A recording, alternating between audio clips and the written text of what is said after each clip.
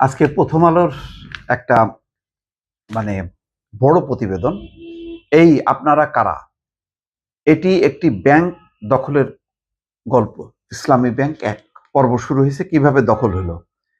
এবং তার শুরুতেই মানে যে ছবিটা রিপোর্টের মধ্যে, অনুসন্ধানী রিপোর্ট, তার মধ্যে দুজনের ছবি আছে।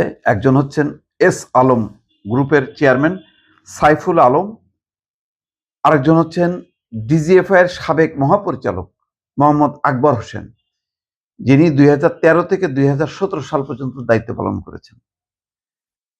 জুলাই গণঅভ্যুত্থানের পর মানবতা বিরোধী অপরাধের মামলায় আসামি করা হয়েছে, তিনি এখন পলাতক।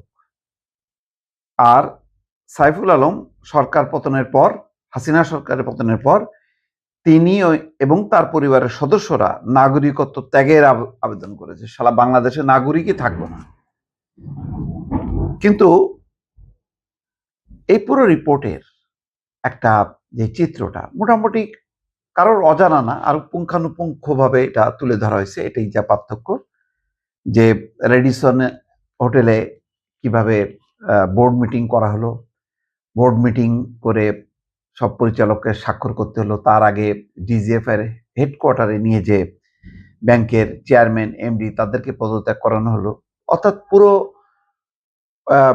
ডিজিএফ এর সহায়তায় কিভাবে এস আলম ইসলামী ব্যাংক দখল করলো তার পুরো কাহিনী আছে। আপনাদের নিশ্চয়ই মনে আছে সর্বশেষ যে পার্লামেন্ট অধিবেশন যেটা শেষ হলো কয়েকদিন আগে, স্বরাষ্ট্রমন্ত্রী সালাউদ্দিন আহমেদ বলছে যে ব্যাংক দখল হয়েছে দুই ভাবে হয়েছে। একটা হয়েছে আগে হোটেলে ডেকে নিয়ে বিশেষ সংস্থার মাধ্যমে করা হয়েছে, ব্যাংক দখল হয়েছে। আর একটা হচ্ছে আল্লাহু আকবর বলে দখল হয়েছে। অর্থাৎ ইসলামী ব্যাংক দুই দফা দখল হয়েছে। এক দফা দখল করছে এই ডিজিএফ এর মাধ্যমে এস আলমের মতন মাফিয়ারা। আবার 5ই আগস্ট পট পরিবর্তনের পর আল্লাহু আকবর বলে একটি রাজনৈতিক দলের নেতা কর্মীরা বা সেই মালিকানার যারা শরিক তারা যে সেটা আবার দখল করছে। দখল পাল্টা দখল হয়েছে।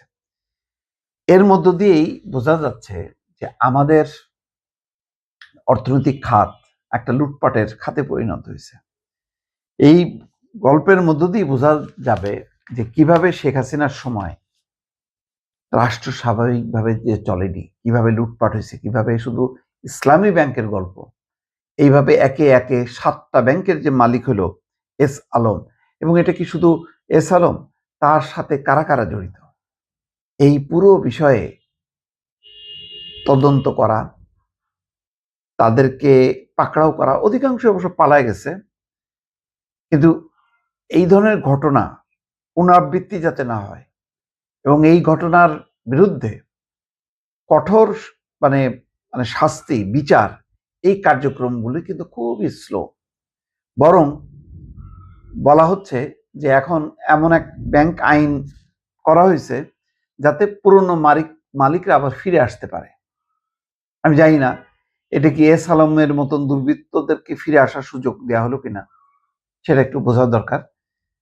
কিন্তু দখল তো হয়েছে, যেটা সালাউদ্দিন আহমেদের। কারা দখল করলো আর কারা পাল্টা দখল করলো, এই কথাটা বলে কিন্তু তিনি হাততালি কুড়ালেন, সংসদে খুব ব্যাপকভাবে করতালি হলো। কিন্তু এটাই তো শেষ না, সরকারের দায়িত্ব আছে।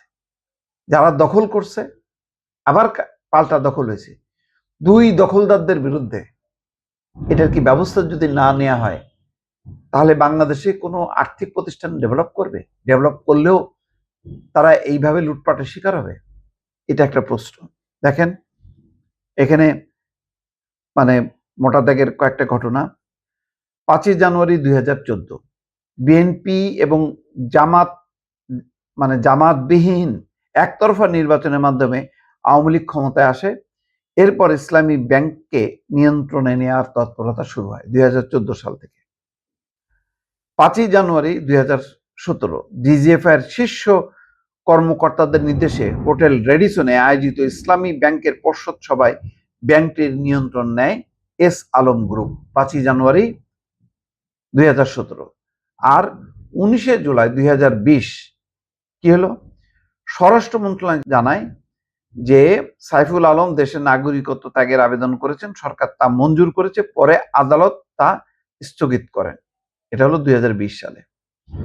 তো যাই হোক, এখন এই দখল পাল্টা দখলের এই কাহিনীগুলো ভালো, পড়তে ভালো লাগছে, কিন্তু সাথে সাথে কিন্তু সরকারের দায়িত্বটাও বাড়ছে যে আমি সুশাসন প্রতিষ্ঠা করব, দুর্নীতির বিরুদ্ধে আজকে বলছে যে সরকার কঠোর হবে, কিন্তু অতীতের যেইগুলি ঘটছে এবং অর্থাৎ এই যে পাল্টাপাল্টি যেই ঘটনাগুলো ঘটছে হাসিনার আমলে এবং তার পরবর্তী পর্যায়ে, এইগুলোর বিরুদ্ধে একটা শক্ত অবস্থান সরকারকে জানান দিতে হবে, দৃশ্যমান হইতে হবে। তাহলে বুঝবে যে না, দুর্নীতি লুটপাট আর এই বাংলাদেশে চলবে না।